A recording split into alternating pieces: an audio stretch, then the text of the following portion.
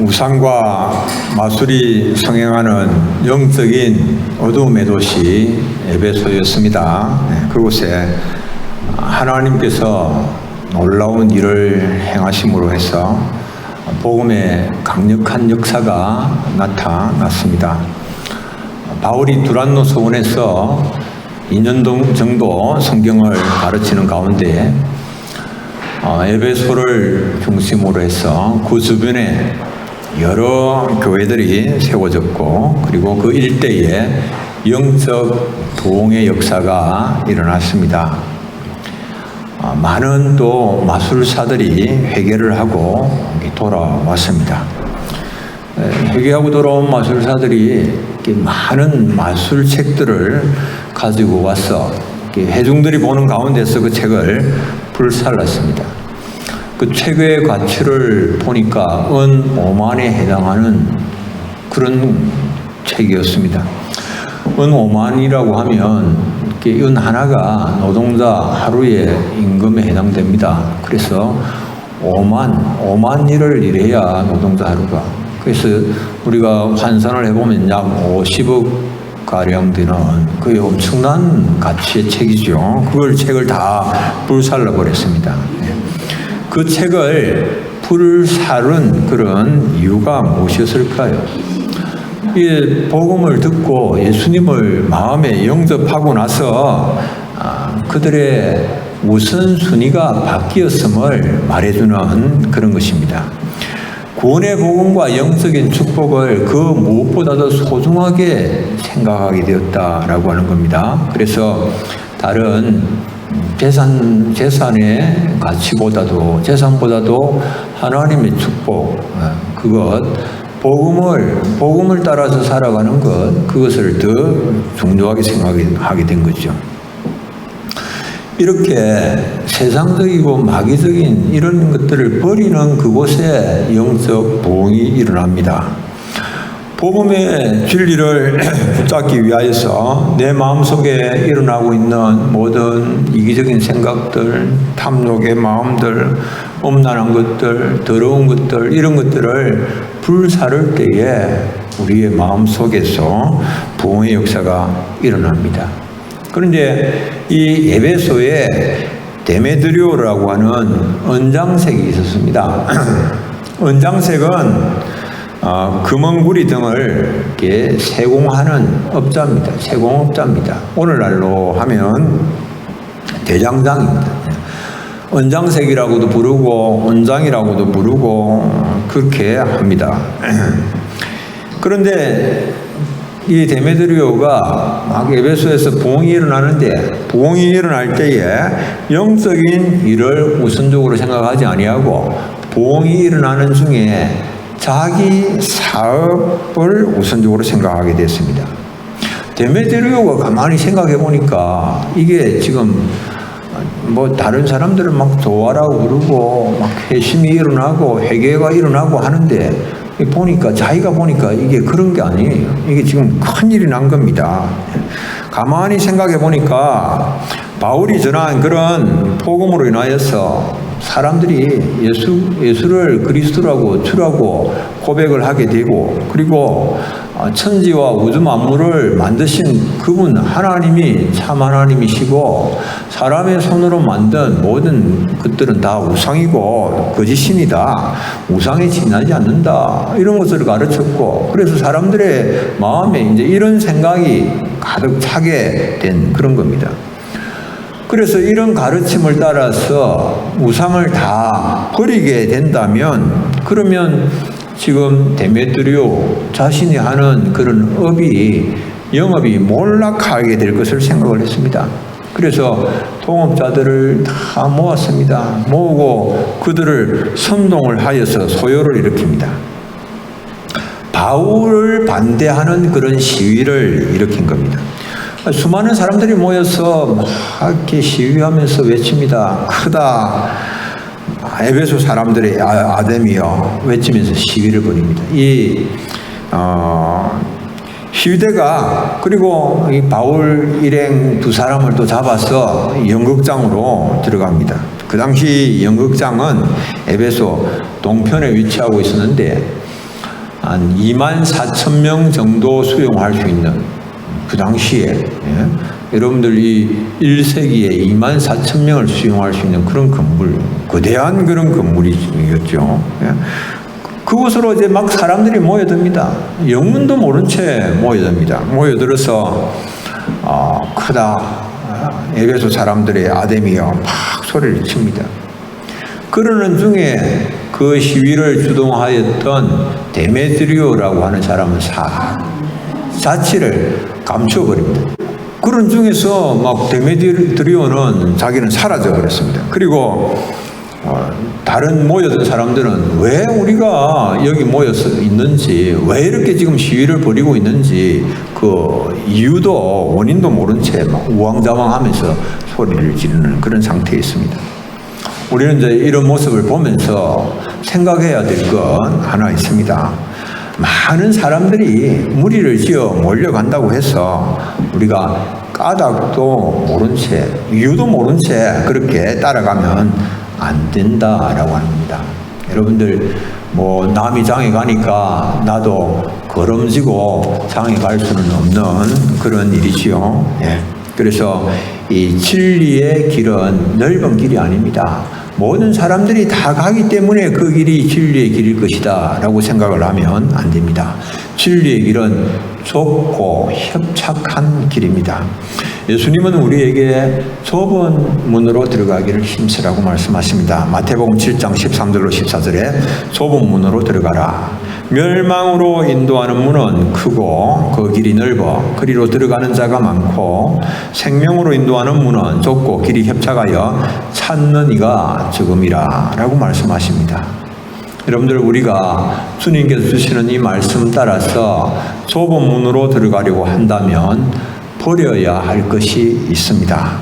구원의 은혜 가운데 거하기를 원하는 사람은 내가 버려야 할 것이 있다라고 하는 사실을 기억을 해야 됩니다. 하나님께서 에베소에 놀라운 영적인 축복을 부어 주셨습니다. 바울을 통하여서 복음이 아주 능력 있게 편만하게 전파가 되었습니다. 이 우상과 마술의 도시 아닙니까, 에베소가? 그런데 하나님께서 그 도시를 사랑해 주셔서 그 주변에 복음을 전하는 영적 중심 도시로 하나님께서 세워 주셨습니다. 많은 사람들이 그곳에 하나님의 능력이 나타나는 것을 보면서 자신들이 믿는다고 하였지만은, 예수님을 복음을 듣고 예수님을 영접하였다고 하였지만은 아직 버리지 못하고 있던 그런 구습들을 벗어버리고 변화되는 그런 새 역사가 나타났습니다. 하나님께서 에베소를 사랑하셔서 엄청난 복을 주신 것입니다. 그러나 이런 성령의 역사는 마귀에게는 아주 큰 재앙이 되는 겁니다.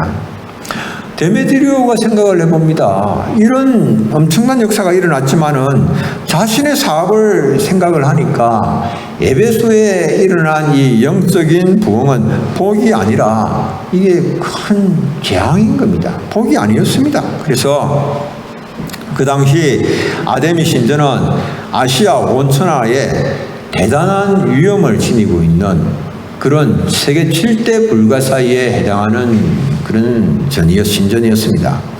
파르테논 신전보다도 이게 4배나 큰 규모를 자랑하는 신전이었습니다. 가로 50m, 세로 110m, 높이 20m, 그리고 이 110m, 이 세로가 110m고 높이 20m에 달하는 127개의 기둥들이 떠받치고 있는, 그 모든 기둥들이 하얀 들은 대리석으로 되어 있는 그런 것이었습니다.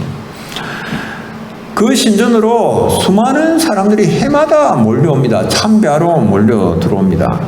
32개국에서 아시아에 있는 거의 모든 나라에서 이 아데미 신을 섬겼던 그런 흔적을 찾아볼 수가 있는 겁니다.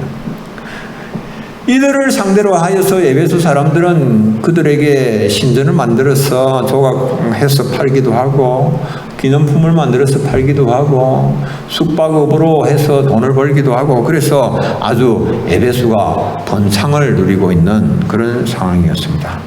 그런데 이 바울이 복음을 전함으로 인하여서 큰 여신 아데미의 이 위엄이 떨어지게 되어졌고 그리고 그 신전도 무시를 당하게 되어졌고 그리고 자신들의 생업이 쇠락하게 되어진 것입니다. 그 가만히 이 생각이 여기에 미치게 되니까 이거 참고 있을 수가 없는 그런 것이었습니다. 그래서 데메드리오가 사람들을 선동을 하여서 소요를 일으킵니다. 선동을 받은 사람들이 크다 에베소 사람의 아데미여 막 외칩니다. 이 아데미라고 하는 이것은 이 라틴어로는 이 다이애나입니다. 다이애나 신입니다. 이 풍요의 신, 다산의 신이죠. 그렇게 외치고 있습니다. 연극장으로 달려듭니다. 그런데 이런 시위가 발생한 그 목적, 왜 그런 시위가 생겨났는가라고 하는 것은 이런 시위, 이런 소요로 인하여서 이제 바울 일행이 더 이상 복음을 전하지 못하도록 두려운 마음을 갖도록 하기 위한 그런 하나의 방편이었습니다. 소요가 일어나고 고소고발이 일어나고 그래서 더 이상 바울이 복음을 전하지 못하게 하고 그래서 에베소가 영적인 어두움의 도시로 다시 떨어지는 것을 목적으로 한 그런 것이죠. 이 이 소유의 표면적인 이유는 아데미의 명예가 땅에 떨어진다라고 하는 그런 것이었지만 그래서 시위의 구호도 크다 에베소 사람들이 아데미여 하고 외쳤지만은 그러나 겉으로는 그런 것처럼 보이지만은 겉으로는 거룩한 그런 동기에서 나온 것 같고 종교적인 그런 동기에서 나온 것처럼 보이지만은 실제적인 이유는 다르지요. 그 실제적인 이유가 뭡니까? 그 실제적인 이유는 자신들의 영업이 위기에 처해질 수 있다라고 하는 그것이었습니다. 해칠한 무덤 같은 모습입니다. 겉으로는 종교적인 열심을 내세우고 있지만은 실제 그 목적은 자신들의 이익이지요. 윗선의 옷을 입고 있습니다. 진짜 동기는 교묘하게 숨기고 감춥니다. 잘 드러내지를 않습니다. 겉으로는 신을 위한 것이지만은 그러나 속으로는 다르죠. 겉으로는 다수의 복지를 위한 것이고 다수의 안녕을 위한 것처럼 보이지만은 실질적으로는 그 속을 살펴보면 지극히 이기적인 그런 동기가 마음에 자리 잡고 있는 경우가 많습니다. 여러분들 이것이 본래 인간의 모습입니다. 본래 인간이 그렇습니다. 누구나 다 그렇습니다. 겉으로 드러나는 것과 자기 속에 감추고 있고 숨기고 있는 실제적인 동기가 다르다라고 하는 거죠. 이것이 뿌리 깊은 재성을 지닌 인간들의 모습입니다. 본래 그래서 사람들은 하나님을 찾지도 않습니다. 전혀 하나님을 찾지 않습니다. 성경은 뭐라고 말씀하는가 하면 로마서 3장 10절로 13절 기록된 바 의인은 없나니 하나도 없고 깨달는 자도 없고 하나님을 찾는 자도 없고 다 치우쳐 함께 무익하게 되고 선을 행하는 자는 없나니 하나도 없도다. 모두가 다 죄인이기 때문에 하나님을 찾는 자가 하나도 없다라고 말씀을 합니다. 에레미야 선지자는 이런 인간들을 뭐라고 표현을 하는가 하면 악한 마음에 완악함을 따라서 행하고 하나님께 순종하지 아니하는 것이 인생이다. 인생이 그렇습니다. 마음의 완악함을 따라서 행하면서 하나님께 순종하지 아니하는 것, 그것이 인생입니다. 무슨 일을 하든지 그 마음의 근본적인 기본에 깔려있는 그 동기는 지극한 이기심입니다. 이기심이 그 마음에 자리 잡고 있습니다. 그런데 주님은 이 세상에 오신 목적이 섬김을 받기 위해서가 아니라 이런 이기적인 인생들을 섬기기 위해서 오셨다라고 말씀을 하십니다. 마가복음 10장 45절 우리 함께 한번 읽어볼까요? 인자가 온 것은 섬김을 받으려 함이 아니라 도리어 섬기려 하고 자기 목숨을 많은 사람의 대속물로 주려 함이니라. 아멘. 자기 목숨을 많은 사람의 대속물로 주시기 위해서 섬김을 받기 위해서 오신 것이 아니라 섬기기 위해서 오신 이 주님, 이 주님을 사람들이 만나게 되어지면 이기심으로 꽉 차 있던 그 마음에 변화가 일어납니다. 이기적인 모든 동기로 행하던 그 사람의 심령의 변화가 일어나는 것이죠. 다메섹 도상에서 예수님을 만났던 사도 바울, 그가 예수님을 만나기 전에는 예수 믿는 사람들을 핍박하는 일을 전문으로 하던 사람이었습니다. 그런데 예수님을 만나고 나서 이 바울의 인생에 변화가 일어났습니다. 그 후 그는 모든 사람을 섬기는 일을 업으로 하면서 살았습니다. 모든 사람을 섬기는, 모든 사람, 자신보다도 못한 사람들, 세상이 버린 사람들, 무가치하다고 여겨지는 이런 사람들을 섬기는 일을 하면서 산 사람이 바울이었습니다. 고린도전서 9장 19절에 내가 모든 사람에게서 자유로우나 스스로 모든 사람에게 종이 된 것은 더 많은 사람을 얻고자 함이라. 스스로 모든 사람에게 종이 되어서 뭐 한 겁니까? 섬겼죠. 섬겨서 그들로 하여금 예수를 만나게 하고 복음을 듣게 하고 구원을 받게 한 것이죠. 바울은 모든 사람의 종이 되어서 한평생 잃어버린 영혼을 구원하기 위하여 섬기는 삶을 살았습니다. 어떻게? 예수님을 만났기 때문에 그 이기적인 마음에 변화가 일어나고 모든 사람을 섬기는 삶을 살게 되어진 거죠. 에레미야 선지자는 하나님의 말씀을 선포한다라고 하는 그 사실 때문에 많은 어려움을 당했습니다. 많은 고통을 당했습니다. 고소를 많이 당했습니다. 심지어는 가장 친한 것이라고 여겨지는 사람들까지도 복음을 전하지 못하도록 위협하고 회유하고 그렇게 했습니다. 그러나 에레미야는 하나님께서 자신을 복음을 증거하는 선포하는 선지자로 부르셨기 때문에 비록 고통스럽고 힘든 길, 어려운 길, 좁은 길이지만은 그 길을 묵묵히 걸어갑니다. 에레미야 20장 9절 19절 내가 다시는 여호와를 선포하지 아니하며 그 이름을 말하지 아니하리라 하면 나의 중심이 불붙는 것 같아서 골수에 사무치니 답답하여 견딜 수 없나이다. 나는 무리의 비방과 사방의 두려움을 들었나이다. 그들이 이르기를 고소하라 우리도 고소하리라 하오며 나의 친함부터 다 나의 타락하기를 기다리며 피차 이르기를 그가 혹시 유혹을 받으리니 우리가 그를 이기어 우리 원수를 갚자하나이다. 여러분들 에레미야는 자신을 위해서가 아니라 민족을 위해서 좁은 길, 협착한 길, 고통의 길, 눈물의 길. 에레미야는 눈물의 선지자입니다. 그래서 눈물 없이는 갈 수 없는 그 길을 에레미야가 나라와 민족을 마음에 품고 걸어갔습니다. 여러분들의 삶의 동기는 무엇입니까? 겉으로 나타나는 그 동기와 여러분들의 마음에 감추어진 동기가 다릅니까? 겉으로는 주를 위한 것처럼 보이지만은 그러나 자신의 이기심이 그 마음에 자리 잡고 있지 않습니까? 우리를 위하여서 생명 주신 그리스도를 위하여서 좁은 문으로 들어가기를 힘쓰는 우리 사랑하는 교우님들 되시기를 바랍니다. 두 번째, 자기 중심에서 하나님 중심으로 바꾸어야 합니다. 사람들은 누구나 자기 중심의 관점으로 판단하고 행동합니다. 말을 들을 때도 자기 중심으로 다 듣습니다. 그렇게 판단하고 그렇게 행동합니다.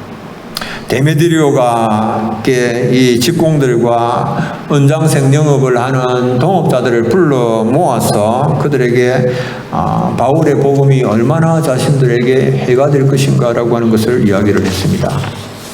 5월이 되면, 해마다 5월이 되면 이 에베소에는 이 아데미 신전을 중심으로 하는 대축제가 벌어졌습니다. 인근 지역에 수많은 사람들이 참여하는 아시아 지역에서 가장 큰 축제였습니다. 이 복음으로 이 우상의 도시들이 계속해서 정화가 되어져 가고, 그래서 매상이 줄어들 것이 뻔하게 보이는 그런 상황이었습니다. 그래서 데메드리오가 바울이 전하는 복음으로 인하여서 자신들이 입게 될 손실에 대해서 이야기를 하면서 선동을 했고, 그리고 큰 소요가 일어났습니다. 여러분들, 그런데 이게 이제 데메드리오가 생각하는 것은 너무 자기중심이죠. 에베소를 위한 그런 생각이 아니죠. 자기중심이요, 근시안적인 생각이요, 너무 좁은 그런 생각이죠. 어떤 면에서 에베소가 우상의 도시입니다. 마술의 도시입니다. 너무 불건전한, 건강하지 못한 그런 도시입니다. 그런데 거기에서 벗어나서, 영적인 암흑에서 벗어나서 하나님의 축복을 받을 수 있는, 누릴 수 있는 그런 서로의 그런 기회였습니다. 여러분들, 오늘날 세계 그 어디에서도 더 이상 이 아데미 신을 섬기는 사람들을 찾아볼 수는 없습니다. 그만큼 이건 여러분들 잘못된 그런 길로 간 거죠. 다이애나 신을 섬기는 사람 그 어디에서도 찾아볼 수가 없는 그런 상황입니다. 아무도 더 이상 하지 아니하는 그런 헛된 일에서 벗어날 수 있는 그런 기회였지만, 그건 자기들 중심으로 생각하여서 다 놓쳐버리고 만 상황이었습니다. 또 그런 사람들이 오늘 읽은 본문에 등장하는데요. 예수를 믿지 않는 그런 유대인들이 이제 있었습니다. 그런데 그 유대인들이 막 이제 이 극장에 사람들이 막 24,000명이나 운집할 수 있는 이 극장에 사람들이 수없이 막 모여들고 크다 에베소 사람들이 아데미하고 외치니까 그런 소요로 인한 위험이 자신들에게 미치게 될까라고 하는 그런 염려가 생긴 겁니다, 이 사람들이. 그래서 불똥이 바울에게서 자신들에게 튀지 않겠는가라고 하는 그런 염려가 된 거예요.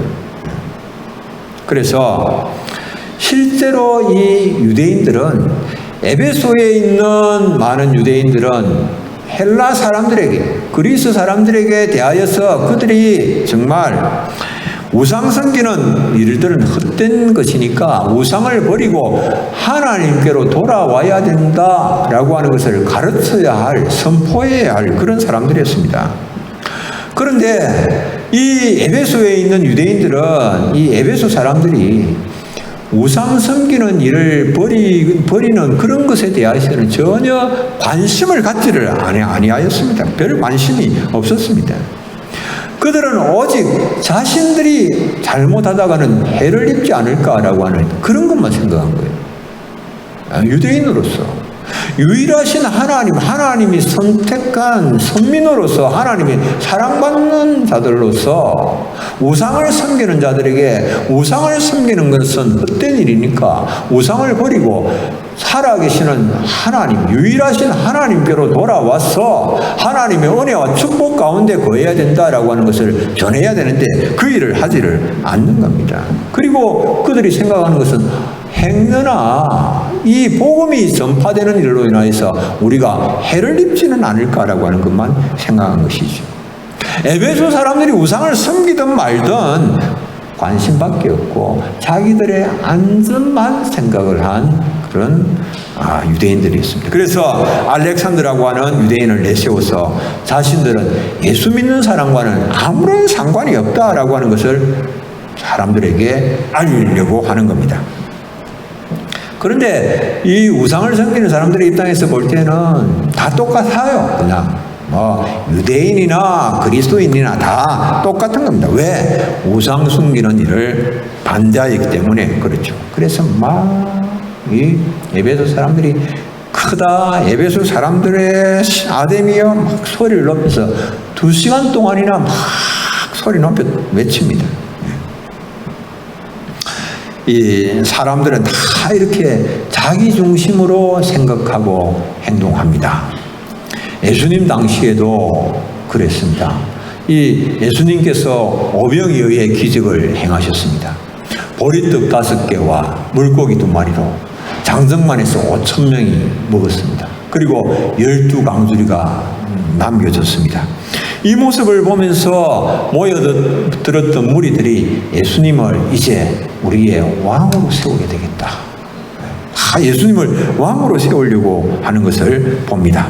요한복음 6장 14절에 15절을 보면은 그 사람들이 예수께서 행하신 이 표적을 보고 말하되 이는 참으로 세상에 오실 선지자라 하더라. 그러므로 예수께서 그들이 와서 자기를 억지로 붙들어 임금으로 삼으려 하는 줄 아시고 다시 혼자 산으로 떠나가시니라.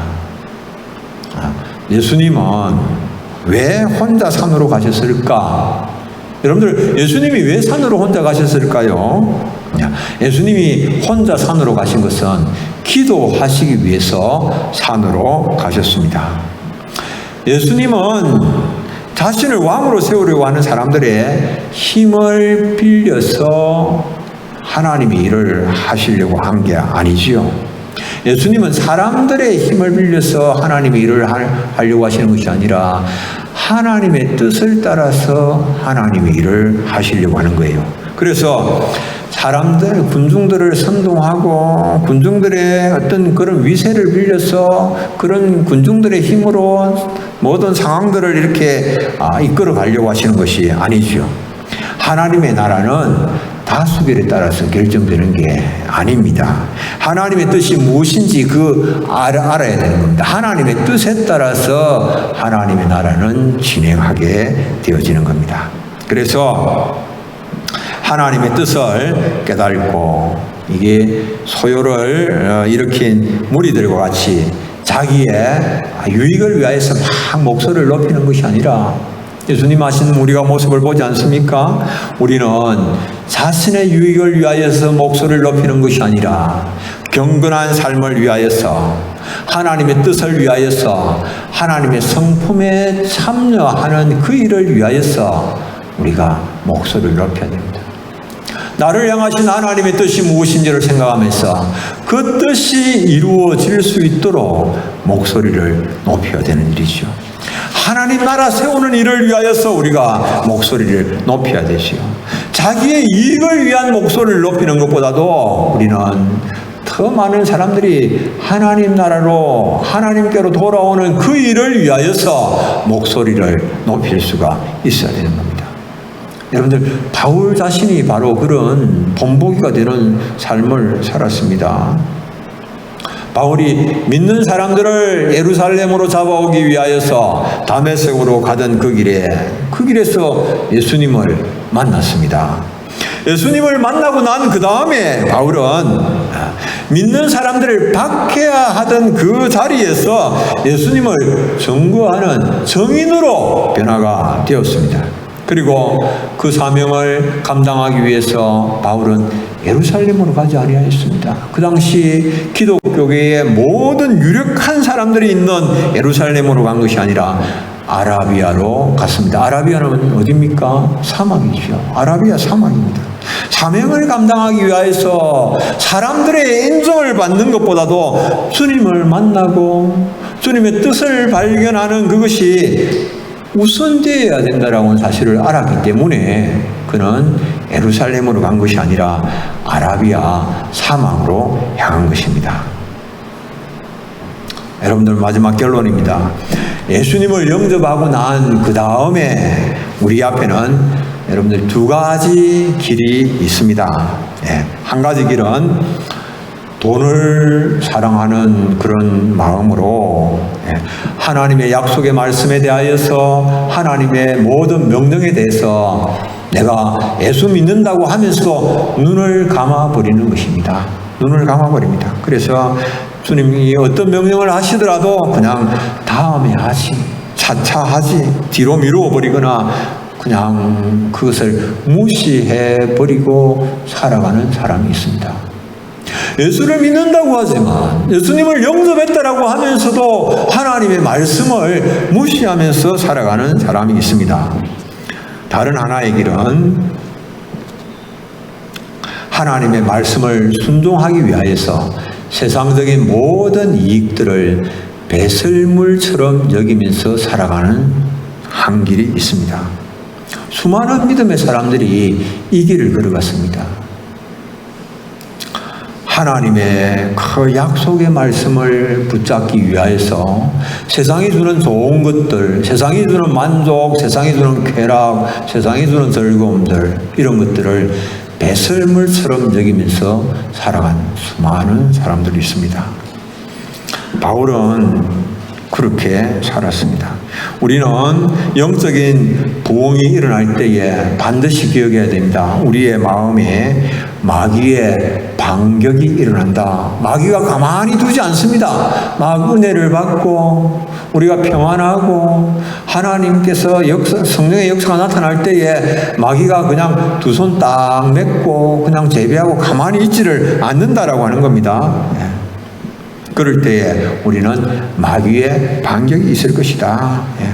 그런다 할지라도 우리는 복음을 위하여서 그런 것들을 배설물처럼 여길 수 있어야 됩니다. 빌립보 3장 7절로 8절 우리가 함께 한번 읽어보겠습니다. 그러나 무엇이든지 내게 유익하던 것을 내가 그리스도를 위하여 다 해로 여길 뿐더러 또한 모든 것을 해로 여기면 내 주 그리스도 예수를 아는 지식이 가장 고상하기 때문이라. 내가 그를 위하여 모든 것을 잃어버리고 배설물로 여기면 그리스도를 얻고. 아멘. 여러분들, 하나님을 내 마음에 모시고 그리스도의 참된 제자로 살아가시고 계시다면 여러분들 그 징표가 무엇입니까? 내가 예수님을 내 마음속에 모시고 하나님의 자녀로 살아가고 있다면 그 징표가 뭡니까? 그것은 여러분들 다른 게 아닙니다. 장차 누리게 될 그 분깃, 하나님 나라, 하나님께서 우리를 위하여서 준비하시고 계신 그 상급과 비교할 때에 세상이 우리에게 주는 이런 것들은 아무것도 아닌 것처럼 무시할 수 있는 마음, 바로 그것입니다. 그것이 주님을 여러분들의 마음에 모시고 살아가는 그런 정표입니다. 은 5만이나 되는 엄청난 책을 오늘날 가치로 환산을 하면 50억입니다. 이것을 불사를 수 있는 그런 사람이 있는가 하면 영원한 생명을 얻을 수 있는 그 기회를 눈앞에 두고도 자신의 그 수입 조금 그것이 줄어들까 염려하여서 시위를 주도한 데메드리오 같은 사람도 있습니다. 데메드리오는 눈앞에 있는 작은 이익을 위하여서 영원한 생명을 잃어버리고 말았습니다. 사랑하는 우리 교우님들, 주님은 우리를 좁은 문으로 들어가라고 말씀을 하십니다. 좁은 문, 영생의 문을 향하여서 여러분들 주님을 바라보시면서 또 나아가시는, 그렇게 또 이 한 주간 살아가시는 우리 사랑하는 성도님들 다 되시기를 바랍니다. 기도하겠습니다. 하나님 아버지, 은혜를 감사합니다. 오늘 저희를 또 사랑하셔서 우리가 걸어가야 할 길이 어떤 길인지를 말씀을 하셨습니다. 비록 주님 가신 그 길, 하나님 좁고 협착한 길이라고 할지라도 하나님 내 마음에 참으로 이기적인 본성 따라서 또 행하지 아니하고 주님처럼 그렇게 우리가 다른 사람들을 위하여서 유익을 위하여서 섬기는 삶을 살아가는 저희들 될 수 있도록 은혜 더하여 주시옵기를 간절히 원합니다. 하나님 내 중심의 모든 생각과 행동에서 이제는 하나님 중심으로 돌아설 수 있는 저희들의 삶이 되게 하시고 장차 누리게 될 영원한 하나님 나라 소망하면서 이 땅의 조그마한 유익들, 이 세상이 주는 좋은 것들 내려놓을 수 있는 저희들 또 될 수 있도록 은혜 더하여 주옵소서. 예수님 이름으로 기도드립니다. 아멘.